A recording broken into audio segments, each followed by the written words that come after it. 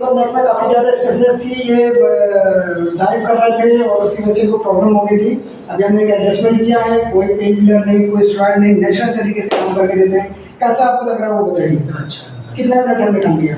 5 minute. 5 minute. कोई injection दिया, कुछ स्टेरॉइड दिया, नेचुरल तरीके से कैरोप्रैक्टिक एडजस्टमेंट दिया, उसका कैसा अनुभव आपको है वो बताइए। बहुत अच्छा है। कितना परसेंट आराम लग रहा है 100 में? 100 में से 70% 70%। बाकी लोगों के लिए क्या कहना चाहेंगे? आप सभी यहीं आइए, यहाँ पर अपना इलाज कराइए और उससे मैं 100% सही है।